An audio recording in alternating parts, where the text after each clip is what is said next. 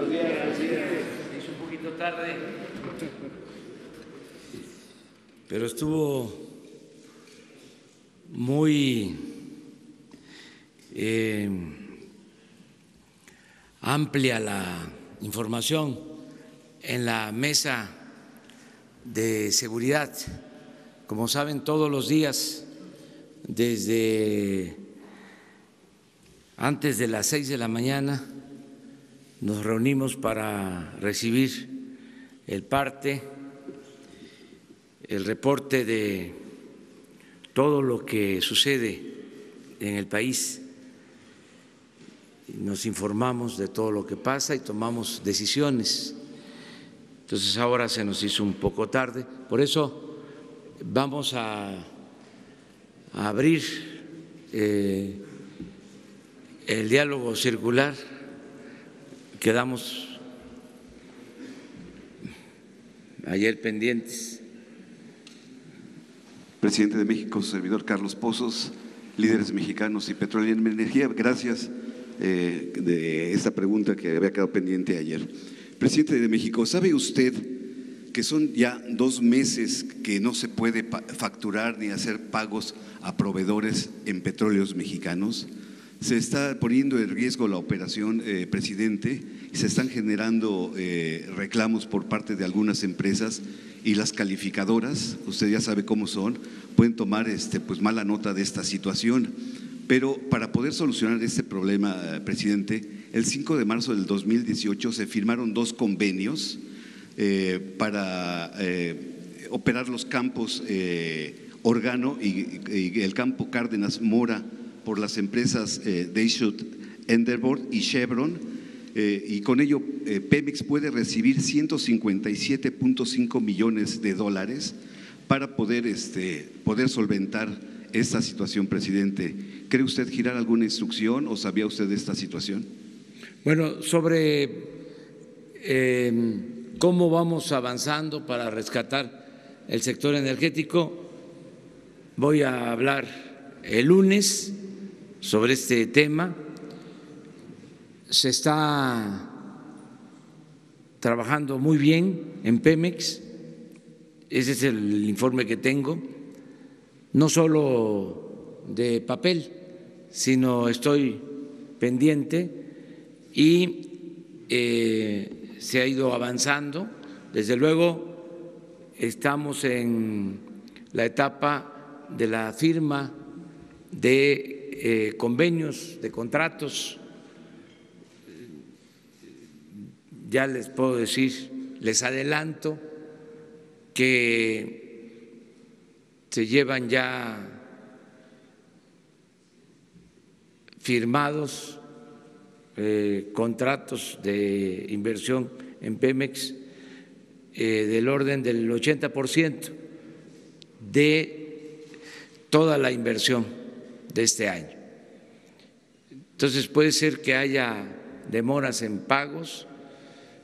También ahora hay más cuidado en la entrega de los pagos, se revisa más porque no queremos que haya corrupción.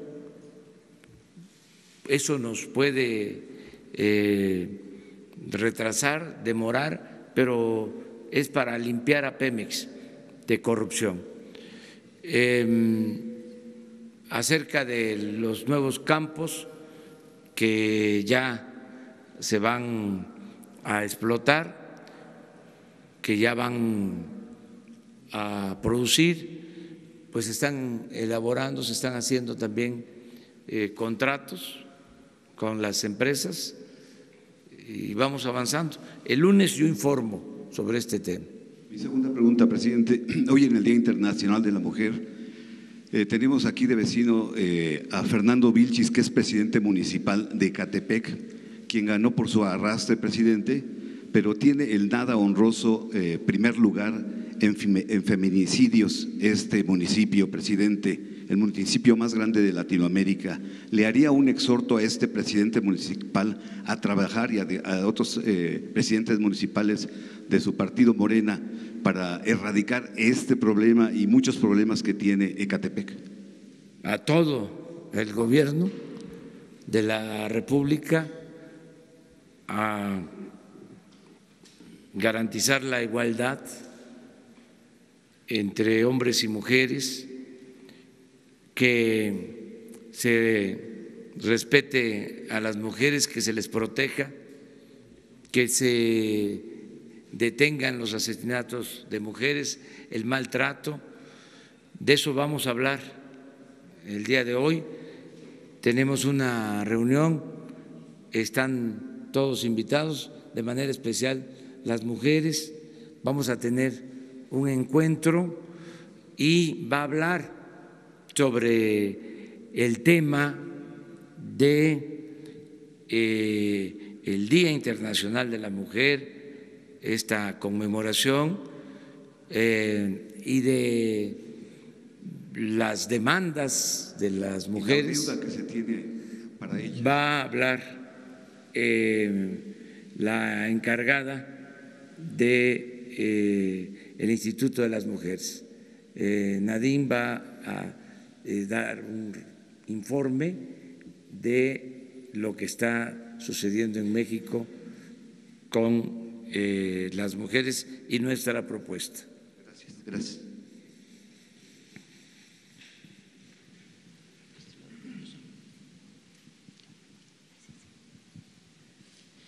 Buenos días, presidente. Shaila Rosagel, reportera de Grupo Gili, El Imparcial, La Crónica y Frontera. Me gustaría saber, presidente, si han revisado los casos de tomas de casetas en Sonora y Baja California. El secretario de Seguridad, Alfonso Durazo, dijo durante la gira que ya habían quedado liberadas las casetas en Sonora, pero de 6 todavía hay 4 que quedan tomadas por grupos. Ayer el delegado de la Fiscalía General de la República dijo que hay 76 denuncias por estos toma de casetas. Nos gustaría saber qué procederá en este caso. Y bueno, una pregunta de Baja California. Por primera vez en los últimos 18 meses bajó la reducción, se redujo los homicidios en un 30%. Nos gustaría saber si eso tiene que ver con la presencia del ejército y a qué atribuyen esta baja y qué se está haciendo en esta región para tener este resultado, ¿no?, del 30% de disminución. Y sobre la Guardia Nacional, nada más saber cuánto prevé decretar, promulgar la Guardia Nacional, cuándo iniciaría la construcción de las nuevas instalaciones que comentó usted hace unos días, en cuánto tiempo estarían listas estas instalaciones que albergarían a 120 elementos que comentó, y bueno, cuánto quedaría funcionando al 100% la Guardia Nacional. Gracias. Muy bien. Miren, hacemos el compromiso de que la próxima semana les informa Alfonso Durazo, secretario de Seguridad Pública, y el ingeniero Javier Jiménez Espriu, secretario de Comunicaciones, sobre lo de las casetas. Quiero aprovechar para decirles que a mí me ayuda mucho el que ustedes participen en este diálogo circular y que se dé esta comunicación con mensajes de ida y vuelta, porque de esa manera nadie se queda en las oficinas y todo el mundo tiene que estar pendiente, de modo que es un aliciente para nosotros el que ustedes nos estén haciendo preguntas y también cuestionamientos, porque esto lleva a que todo el gobierno esté en activo, ¿sí?, que nadie esté perdiendo el tiempo. Entonces, vienen Alfonso y el ingeniero Jiménez Espriu a informarles sobre este tema. Ya lo hemos tratado en el Gabinete de Seguridad, tenemos toda la información, se está trabajando se han firmado acuerdos, pero es importante que se conozca y además que la gente también sepa de cómo se presentan estas tomas, cómo sí hay razón de que algunas casetas se tomen cuando no son escuchados, cuando hay injusticias, pero también cómo hay otros casos en donde el propósito pues es obtener recursos para cualquier propósito. Entonces es importante que estén aquí. En efecto, hemos podido bajar la incidencia delictiva en Tijuana, no así en otras partes, porque no es para utilizar el caso de Tijuana y decir ya se resolvió el problema.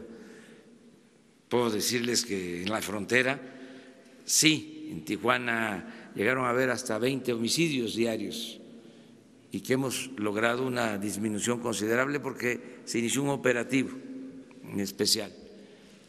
Pero en Juárez, que iniciamos el operativo después de Tijuana, todavía no podemos lograr una disminución en la incidencia delictiva. Hablando de la frontera, en centros turísticos no hemos podido bajar la incidencia delictiva en Cancún, sí en Acapulco. Entonces, vamos a informarles el lunes sobre esto y yo estoy muy seguro de que vamos a poder bajar la incidencia delictiva nacional con lo de la Guardia Nacional, porque no había presencia de elementos de la Policía Federal en el país. Ya les he dicho, el presidente contaba con 10,000 elementos para garantizar la seguridad pública. De acuerdo a la Constitución, el Ejército, la Marina no podía utilizarse en temas relacionados con la seguridad pública o para garantizar la seguridad pública de la gente. Y la verdad que el Ejército y la Marina sí estaban en la calle, pero ocupados por órdenes superiores del combate al narcotráfico, no en temas de seguridad pública. Entonces, ahora es un cambio importante, un giro, porque lo prioritario es la seguridad pública, proteger al ciudadano. Para eso va a ser la Guardia Nacional. Y ya tengo el informe que han aprobado esta reforma constitucional en 26 congresos locales. Vamos muy bien, en algunos casos se demora porque cada legislatura local tiene sus procedimientos, pero yo espero que para la semana próxima esté aprobado lo de la Guardia Nacional.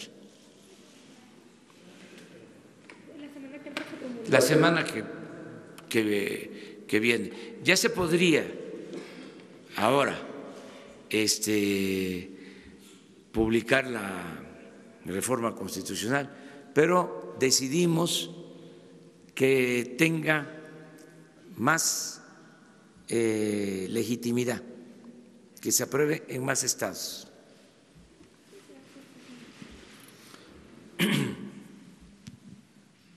Buenos días, señor presidente. Alberto Rodríguez, de SDP Noticias. No sé si tenga alguna opinión sobre la portada que sale hoy en Reforma, la de 8 columnas, que se llama "Usan al SAT para intimidar a Reforma", que es sobre un diferendo de 12,000 pesos y un requerimiento al señor Junco del Servicio de Administración Tributaria. Y por otro lado, bueno, hay una disputa, o no una disputa, sino un desentendido dentro de Morena. El Instituto de Formación Política refrendó que los derechos de la mujer, a propósito de que la senadora morenista Lili Téllez adelantó que podría presentar una iniciativa pro vida a nivel federal, una voz que luego replicó el senador priista Erubiel Ávila. En este sentido, mi pregunta es si el gobierno federal vetaría alguna ley que aprobara el Congreso de la Unión que eliminara el derecho de las mujeres a decidir. Muchas gracias. Bueno, hacer que lo primero, yo pienso que se está exagerando en el periódico Reforma, con todo respeto. Nosotros no perseguimos a nadie, no somos como los gobiernos protegidos por Reforma. Nosotros respetamos las libertades y respetamos el derecho a disentir. Es realmente una falta de respeto, es ofensivo el que estén señalando que estamos llevando a cabo un acto de intimidación o de persecución a un medio como el Reforma. No es cierto, es una falsedad por entero, por completo. No lo hacemos con nadie. ¿Quién sabe qué motivaciones tuvieron para hacer esta escena? Pero se me hizo un despropósito, lo considero una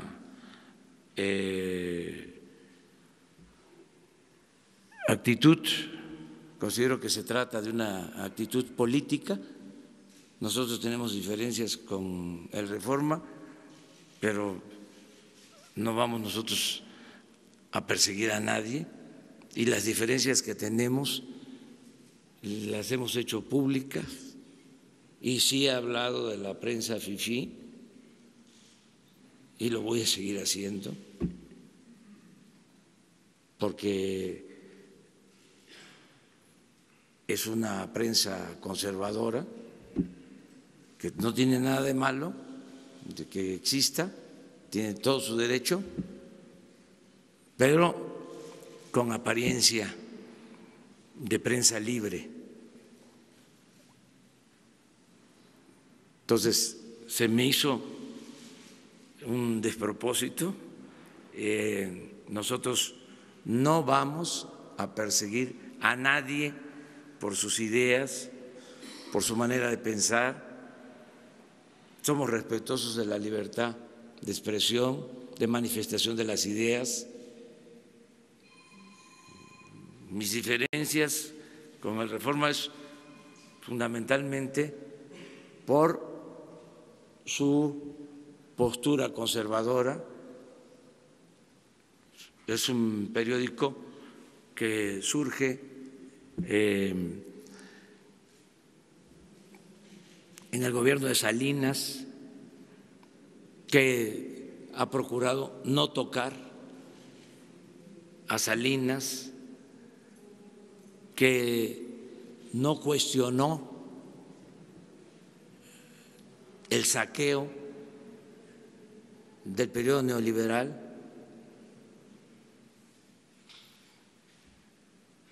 que simuló de que combatía la corrupción, señalando, acusando a funcionarios menores, archivos expiatorios, que ayudó en el fraude electoral.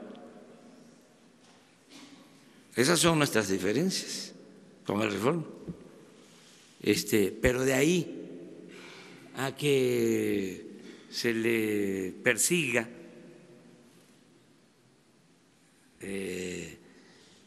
por que no pague los impuestos, que utilicemos nosotros al SAT para eso. Ojalá y se aclare todo esto. Inclusive la directora del SAT es colaboradora del Reforma y es una abogada honesta, íntegra, incapaz de hacer algo así. Entonces, tendrían que probar si hubo una decisión política,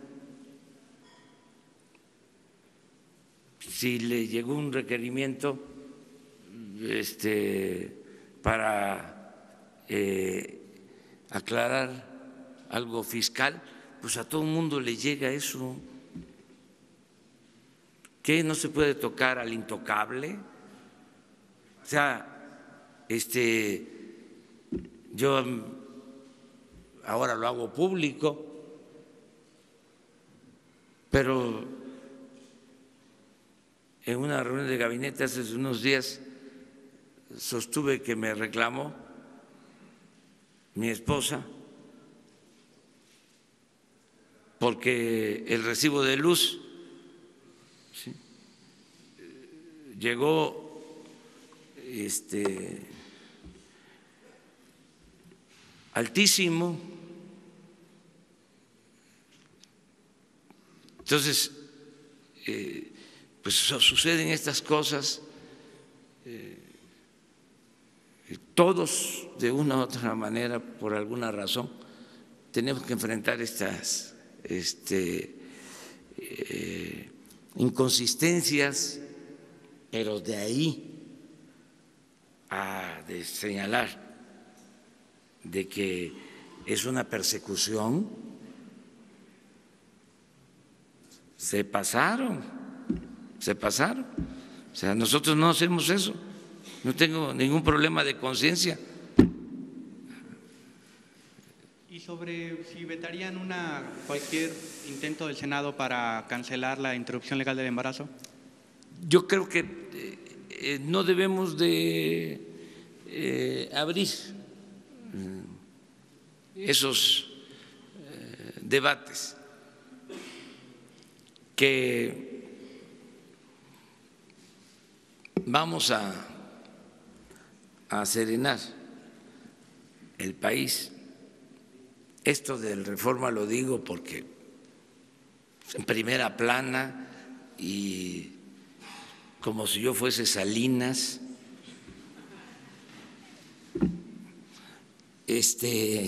sí, calienta, o sea, pero lo otro hay que procurar que se vaya resolviendo de la mejor manera posible. Tenemos casos importantísimos. Yo creo que si sumamos todos nuestros esfuerzos, toda nuestra imaginación, todo nuestro talento, todo nuestro trabajo para desterrar la corrupción, va a ser una hazaña de todos los mexicanos. yo convoco a eso. Primero, logremos limpiar de corrupción al régimen, que es lo que más ha dañado. Y una vez logrado eso, vamos viendo entre todos otros asuntos.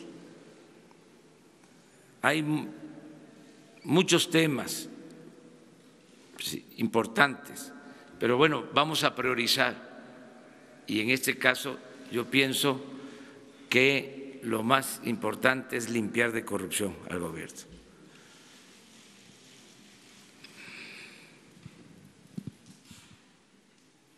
Buenos días, presidente. Marco Antonio Olvera, de Radio Latino, California. Hay un tema ahí sobre la COFESE. En días recientes, la presidenta comisionada de la COFESE, Alejandra Palacios, firmó un artículo en el periódico Reforma, donde se le iba con todo al Banco Azteca porque se le habían asignado las tarjetas de plástico para entregar el dinero de las personas de la mayor edad y algunos estudiantes, si no mal recuerdo. Y no conforme con ello, también autorizó la firma o el conjunto de las empresas Disney y Fox para que pusieran un monopolio y cobraran por los servicios que ofrecen a los televidentes. La señora no podría firmar un artículo en el periódico Reforma porque representa una institución autónoma. ¿Qué va a hacer al respecto su gobierno? Porque la señora violentó la Constitución al firmar un documento a nombre propio cuando representa una institución autónoma como es la COFESE. Y si me permite, le formulo la siguiente pregunta. Sí, yo creo que hizo mal, porque no debería de actuar de esa forma. Pero tengo entendido de que ya la parte afectada ya presentó una denuncia y se va a resolver legalmente. Ese es mi punto de vista. No debió expresarse de esa manera,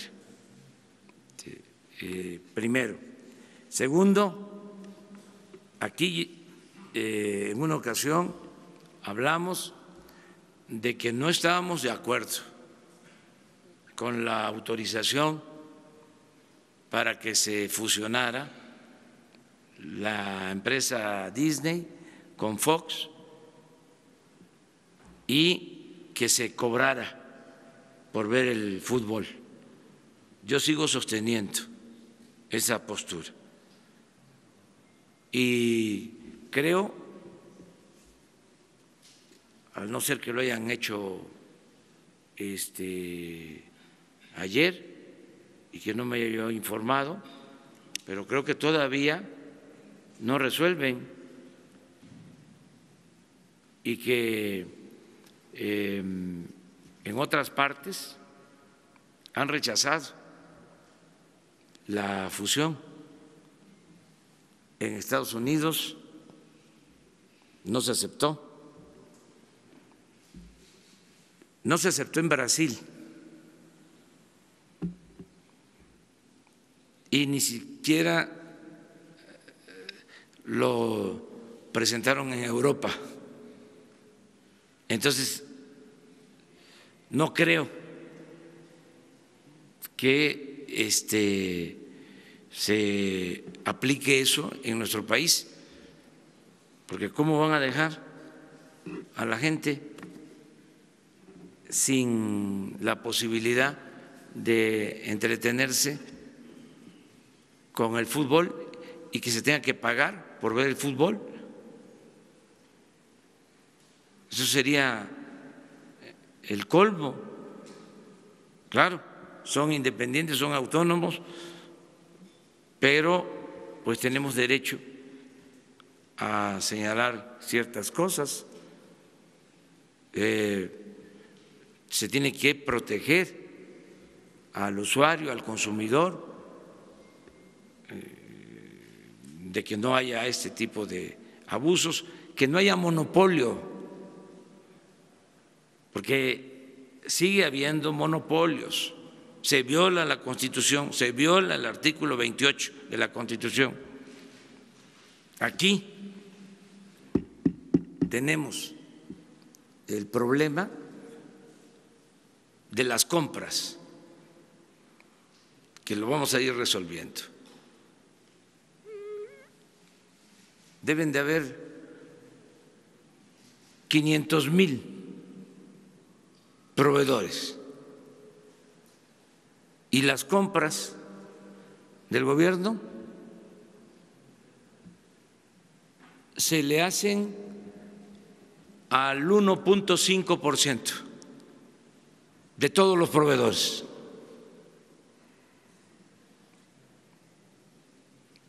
Y así está todo. No solo es la comunicación, sí, hay una tendencia al monopolio. En la compra de las medicinas, monopolio. En la compra de los alimentos para los reclusorios, monopolios. Una empresa abastece el 90%.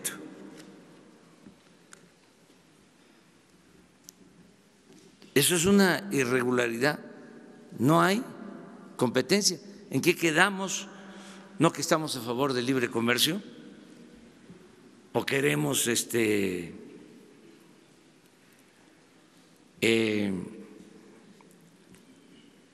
la libertad comercial, la libertad empresarial, solo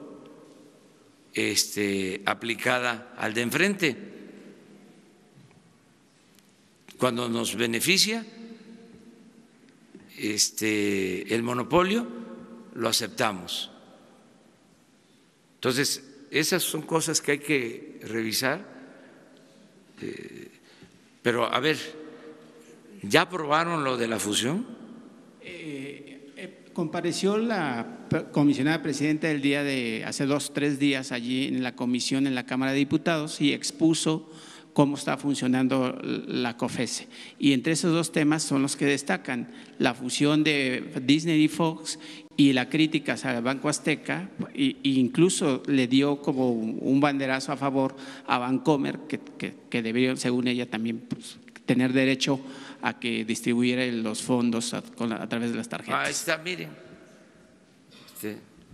haga un análisis, se los dejo de tarea, de cómo se distribuyen los bancos, el manejo financiero en México.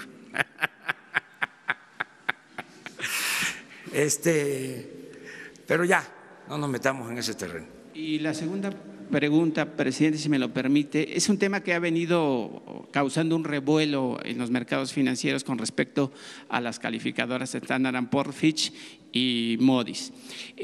Los especialistas en economía y finanzas en este país no dicen a sus lectores, a sus televidentes o radioescuchas, que esas firmas están integradas por banqueros o financieros que tienen empresas en quiebra o que están rumbo a la quiebra. Sin embargo, tienen la facultad de otorgar una calificación a X país o a varias empresas, como lo hicieron recientemente, con 77 empresas de la iniciativa privada y 2 paraestatales de México, que es obviamente Pemex y la CFE.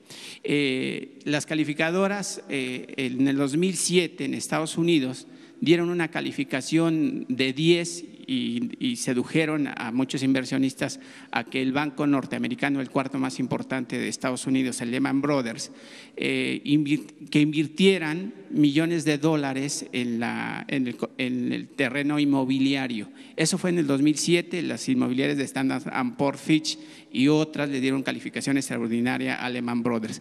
Sin embargo, en el 2008, Lehman Brothers se va a la quiebra, pese a que esas calificadoras les habían dado una nota de 10, llevando al sector inmobiliario de los Estados Unidos en 2008 con una pérdida de 22 billones de dólares, 22 billones de dólares, que hoy la economía global sigue llorando porque pues obviamente dejó en bancarrota. Entonces eso quiere decir que las calificadoras pues prácticamente dan notas ficticias o infladas. Yo no sé cuál es su versión de usted. A mí me extraña que los especialistas en la materia en finanzas no digan eso aquí en nuestro país. Bueno, miren, ya tocamos el tema ayer. Nosotros vamos a ser respetuosos de lo que decidan las calificadoras, porque estamos seguros de que la economía de México está bien, marcha bien. Entonces, no queremos polemizar sobre este tema. Vamos el lunes a informar sobre el estado en que se encuentra la economía nacional y en general les puedo decir que vamos bien y lo vamos a aprobar con datos. Hay dos datos que son importantes. Uno, que no hemos tenido depreciación de nuestra moneda. Eso no es poca cosa. Y dos, que hay control de inflación. Tampoco es poca cosa. Entonces, y hay otras buenas noticias, pero vamos a esperarnos el lunes. Vamos muy bien en el manejo económico y la única recomendación respetuosa, sin ofender a nadie, sin querer testerear a nadie, muy sutil, suave, es de que se tome en cuenta para las evaluaciones de las calificadoras la variable, como dirían los tecnócratas, la variable corrupción, porque ahí está la clave.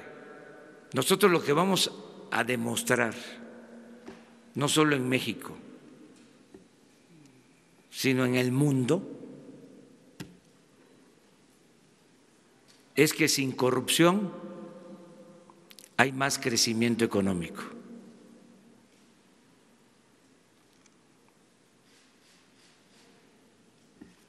Esa es la tesis.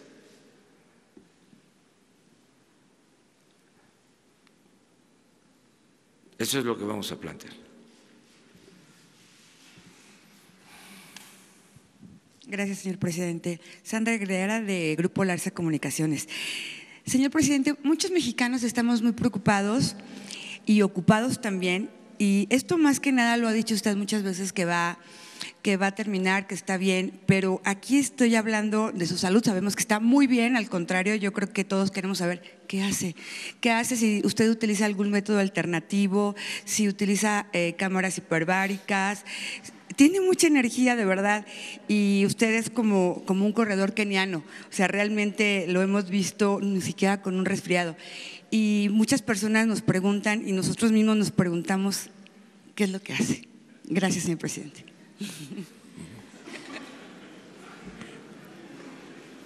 Estoy bien.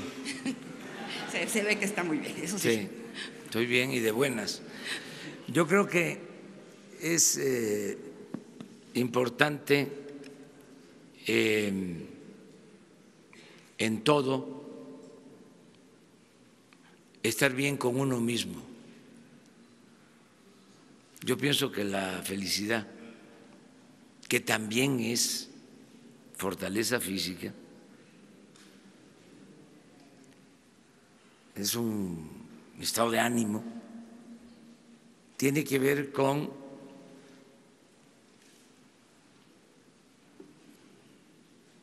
estar bien con uno mismo, con nuestra conciencia y con el prójimo.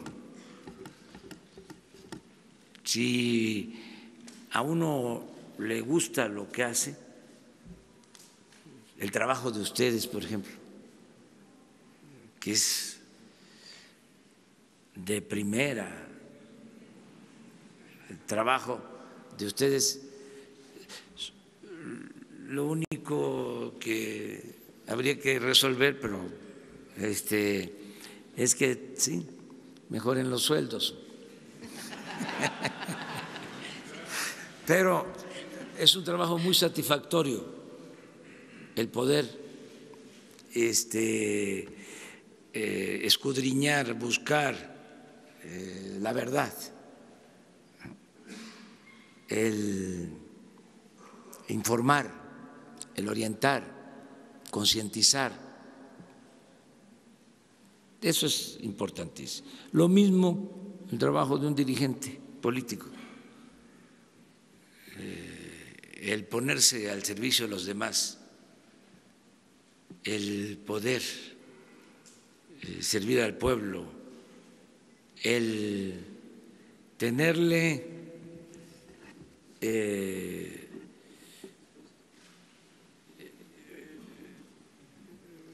un profundo amor al pueblo y poderlo llevar a la práctica. Por ejemplo, de los héroes nacionales, yo admiro mucho en ese aspecto a Hidalgo, era muy humano. Se le cuestiona que falló políticamente porque no tomó la Ciudad de México, a pesar de haber ganado la batalla del Cerro de las Cruces, pero pensó de que tomar la Ciudad de México iba a implicar mucha violencia, la pérdida de muchas vidas, y decidió cambiar su trayectoria, no entrar a la Ciudad de México. Y además, cuando lo están condenando, pronuncia una frase bellísima, válida, vigente. Dice: ustedes, los oligarcas, solo tienen como Dios al dinero. Y el otro dirigente, padre de nuestra patria, que le tenía un profundo amor al pueblo, el general Lázaro Cárdenas, lo mismo. Imagínense, termina de ser presidente y sigue trabajando, y se va a la Mixteca y ahí está escuchando a los pobres. Eso es único. Y también le tenía amor al pueblo y era muy humano. Madero, se olvida, por ejemplo, que Madero, cuando están las huelgas de Río Blanco, de Veracruz, de Puebla, él era humano y era piadoso, y se quedan los trabajadores sin empleo porque no querían aumentarle los salarios y deciden liquidarlos, correrlos. Él les ofrece trabajo desde Veracruz y Puebla y Tlaxcala a Coahuila, a San Pedro de las Colonias.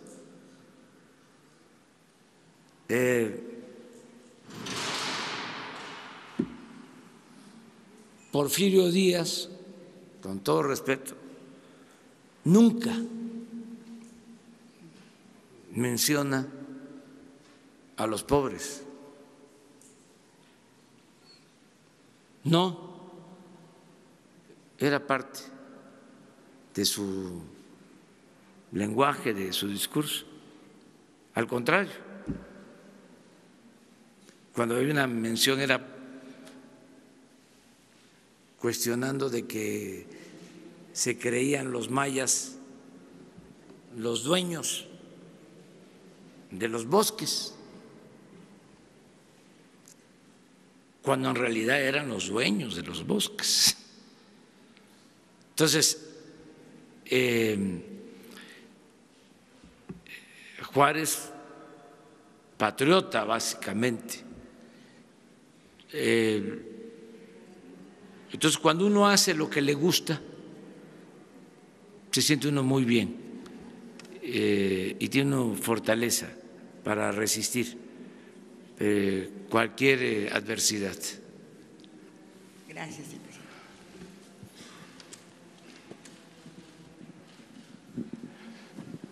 Señor presidente, buenos días. Vicente Serrano de Sin Censura.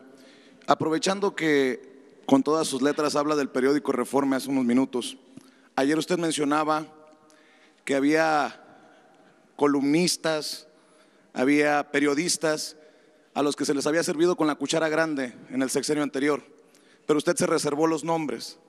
Yo le quiero pedir respetuosamente que haga pública esa lista, porque no todos somos iguales, porque no todos somos chayoteros. Y además, porque era dinero del pueblo de México. ¿No le parecería que el pueblo de México debería de conocer esa lista de los que fueron beneficiados? Y aprovechando del pueblo de México, señor presidente, ha sido abrumadora la experiencia de estar transmitiendo aquí afuera de Palacio Nacional de tantas personas que vienen a Atención Ciudadana. Le pregunto, ¿cómo va este proceso? Porque se van agradecidos de que se les tome en cuenta, de que se les reciba, pero se van con la incertidumbre de cuándo se va a resolver su caso. Le han comentado en Atención Ciudadana cuántos miles de casos, y a 100 días de su gobierno les puede dar un mensaje a esas personas que han llegado a pedir apoyo. Muchas gracias, señor presidente. Sí, miren, estamos viviendo un tiempo especial de transformación. Venimos de un régimen autoritario, insensible, corrupto. Entonces se acumularon las demandas del pueblo. Aplica la frase bíblica que utilizó Justo Sierra y Madero y Luis Donaldo Colosio en el discurso que mostrabas, de que el pueblo de México tiene hambre y sed de justicia. Eso es lo que está pasando. Muchísimas demandas, muchísimas peticiones, porque se abandonó al pueblo. Y hay grandes y graves problemas nacionales. Entonces, ¿cuál es el método de atención? Estamos buscando atender de manera general, colectiva, al mayor número de mexicanos, con los grandes programas de bienestar. Por ejemplo, que todos los adultos mayores tengan la pensión, más de 8 millones de adultos mayores que están ya recibiendo a partir de enero el doble de pensión, y que jubilados, pensionados del ISSSTE, del Seguro, de otras instituciones que no recibían, están ahora ya recibiendo. Estamos hablando así una decisión que abarca a muchos, a todos los ancianos respetables. Otra decisión así es que todos los jóvenes que estudian preparatoria, su beca, alrededor de 4 millones. Otra decisión, los jóvenes que no tienen trabajo, que todos sean contratados. Así. Este año se autorizaron 44,000 millones de pesos para ese programa, Jóvenes Construyendo el Futuro. Y así, en becas, 10 millones de becas. Bueno, una vez que terminemos de echar a andar todos estos programas, porque no es fácil la instrumentación para que le llegue el apoyo de manera directa al beneficiario, que no sea a través de intermediarios. Entonces, cuando terminemos, que yo espero que sea a mediados de este año, que ya esté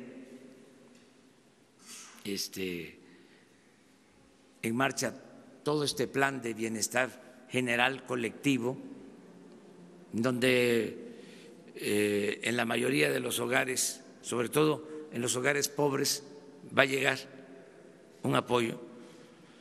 Entonces, vamos por otras cosas. Tenemos pendientes resolver el grave problema de la falta de atención médica. No se garantiza en México el derecho a la salud, aunque está en el cuarto constitucional. O sea, eso que llaman seguro popular ni es seguro ni es popular, porque no hay médicos, no hay medicinas. Entonces, esa es una asignatura pendiente. Eso es algo que ya estamos viendo, pero que todavía el objetivo ahí es que se pueda garantizar la gratuidad en la salud, y no cuadro básico, sino que el que se enferme tenga el derecho a ser atendido, que tenga atención médica y que tenga todos los medicamentos. Ese es algo importante. Y así otras cosas en lo colectivo. Y luego también es importante atender lo personal, que eso lleva más tiempo, tiene que ver con las instituciones, pero sobre todo con la actitud de los funcionarios. De que si es un asunto de justicia laboral, que llevan años pidiendo, ya tienen laudos a favor y no se los reconocen, que la autoridad se aplique y se resuelva, o muchas otras cosas de justicia, de gente que lleva 5, 6, 8, 10 años en la cárcel sin ser sentenciado, o que como no tienen una buena defensa, los tienen ahí sin razón. Las cárceles tienen a mucha gente inocente. Entonces, todo eso pues implica que los defensores de oficio, que los ministerios públicos, que los funcionarios, todos los que somos servidores públicos, tengamos la sensibilidad. Hay gente en el gobierno que le molesta escuchar a un ciudadano que quisieran resolver rápido. A ver, ¿cuál es tu problema? Sí, ahí te hablamos, ahí luego lo vemos. O mira, vete a tal lugar, ahí te van a atender. Pero vamos, no son capaces, sensibles para escuchar y respetar a la gente. Entonces, todo eso tiene que irse dando como parte de la transformación. Miren, entre otras cosas, los tecnócratas. El principal problema de la tecnocracia y del modelo neoliberal y de los servidores públicos o funcionarios públicos del periodo neoliberal, lo principal, lo peor, es la corrupción que los distingue. Eso es lo peor. Pero además de eso, ineficientes. Además de eso, insensibles. ¿Ustedes creen que el que tiene una formación tecnocrática está preparado para atender a la gente? Son déspotas. Pero, por si fuese poco, nunca salen de la oficina, nunca les da el sol. Piensan que todo es estar en el escritorio, no salen. Estoy hablando de los altos funcionarios públicos. La tecnocracia, ¿qué va a conocer México? Los altos tecnócratas, los que fueron responsables de esta crisis de México, no conocen el país, no conocen más que las ciudades. Nunca han recorrido los pueblos, ni les interesa. Todo es la tabla para estar viendo cómo está la macroeconomía y adelante. Ahí terminamos.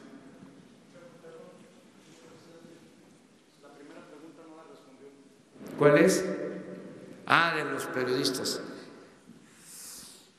Ya vamos a hablar de eso más adelante. O mire,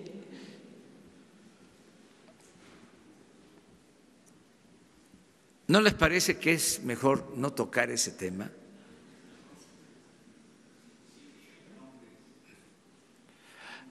Vamos a analizar más con calma. Mejor vamos a darle una vuelta a la página. Vamos a entrar en una etapa nueva. Aquí ya no hay periodismo vendido, no hay prensa vendida ni alquilada. Ya de veras ha cambiado mucho. la mayor parte de la prensa es libre, es independiente. Vamos a eso. Esto que estamos ahora debatiendo con el Reforma no es por cuestiones que tengan que ver con lo económico. Esto tiene que ver más con la parte ideológica. Yo lo considero que ellos son muy conservadores. Eso es todo. Y hagan la historia del periodismo, ¿sí? Como en la época de Porfirio Díaz existía un periódico contra los opositores que se llamaba El Debate, y luego el gran periódico del conservadurismo, El Imparcial. Era un fenómeno ese periódico. Fíjense que llegó a tirar 120,000 ejemplares diarios en ese entonces, en un México de 15 millones de habitantes. Era el gran sostén del régimen, El Imparcial. 120,000 ejemplares diarios. ¿Qué periódico ahora tira 120,000 ejemplares diarios? Era el gran sostén del régimen porfirista. Pero aún con eso existía la otra prensa, el hijo del aguizote, Daniel Cabrera, extraordinario. Para mí el mejor periodista, y vaya que Zarco era grande, pero para mí el mejor periodista de la historia de México, Daniel Cabrera, el director del hijo del aguizote, Filomeno Mata, del Diario del Hogar, los hermanos Flores Magón, con Regeneración. Entonces siempre ha habido prensa conservadora y prensa liberal, y los dos pensamientos. Entonces, vale más ese debate, es mejor ese debate. Es lo mismo de que se quiere meter a la cárcel a los corruptos. Yo no es que diga que no, es que pienso que es mejor prevenir la corrupción que castigarla. Es mi punto de vista. Y que si a esas vamos, tenemos que ir con los de arriba y ya hacer a un lado la simulación. Porque también, imagínense, damos a conocer aquí los nombres de los periodistas y los de mero arriba, porque los nombres que tenemos son de columnistas, es decir, famosos, pero sí, y arriba,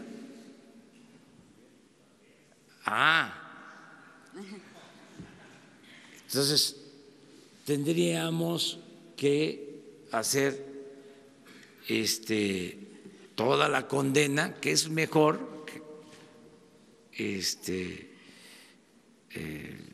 lo que ya estamos haciendo, de condenar al régimen más que a las personas, para que no se repita, porque tenían atontado a muchos con el modelo neoliberal, que era la panacea. Entonces, cuando aquí estamos diciendo, a ver, lo que había era corrupción en todo, cuando aquí estamos diciendo la reforma energética, en vez de mejorar las cosas en Pemex, en la Comisión Federal, en vez de beneficiar a los consumidores, los perjudicó. Eso es mejor, para que nunca más vuelvan. Y tampoco va a ser así, porque en el proceso histórico siempre sí, hay cambios, ¿sí? Así ha sido la historia, liberales, luego conservadores, o sea, no es decir de que ya desapareció el conservadurismo, no, eso está ahí. No ha desaparecido ni en los momentos más difíciles, ni cuando se hizo el acto solemne de justicia en el Cerro de las Campanas, luego del gran fracaso del conservadurismo, que fueron al extranjero a traer a un príncipe y nos invadieron y fracasaron, y triunfa el movimiento liberal y triunfa Juárez y se pensó, se acabó el conservadurismo. No, siguió y al poco tiempo ahí está otra vez, con Porfirio Díaz, 34 años. Entonces, ahora sí se les terminó, 36 años dominaron, pero que va a ser lo nuestro eterno, no, y no puede ser así. Miren lo que pasó en los países de América Latina. Hubo un tiempo, todos los países gobernados por movimientos progresistas. Miren cómo está ahora. Es otra la geografía política, porque así es esto, ¿no? Pero afortunadamente aquí, por algún tiempo vamos a tener izada la bandera liberal. Muy buenos días, señor presidente. Melina Ochoa de Uno TV. En Uno TV estamos realizando una investigación sobre el desvío de 22 millones de pesos de cuotas sindicales del IMSS.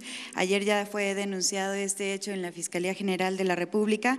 Los trabajadores sindicalizados de la sección 34 dicen que iniciaron su propio combate al huachicoleo de cuotas sindicales. ¿Qué opinión le merece este caso? Otro tema, los superdelegados ganan más que los gobernantes estatales. ¿Esto es cierto? ¿Usted tiene información sobre ello?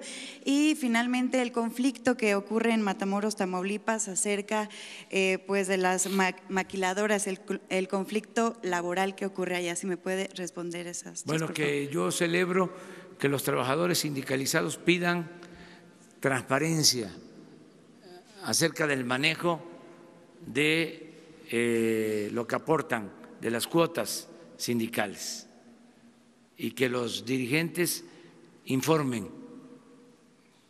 cuánto reciben de las cuotas y que haya transparencia en el manejo de esos fondos, desde luego respetando la autonomía de los sindicatos, pero si ya lo están haciendo los trabajadores, tienen todo el derecho de hacerlo.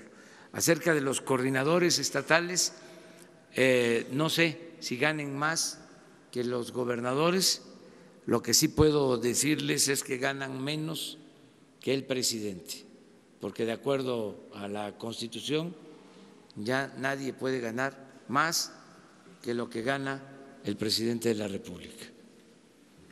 Antes sí, habían funcionarios que ganaban más que el presidente, ahora no. Se está cumpliendo con la Constitución. Y acerca de los movimientos que hay en Matamoros, estamos buscando la conciliación, buscando el equilibrio que se otorguen aumentos de salario, pero que se cuide también la fuente de trabajo, que no se afecte a las empresas. En eso estamos, buscando la conciliación. Bueno, vamos, porque además las compañeras mujeres, ustedes, los compañeros hombres, también están invitados, pero las principales son las mujeres. ¿Sí? Hoy, mañana y siempre. Bueno.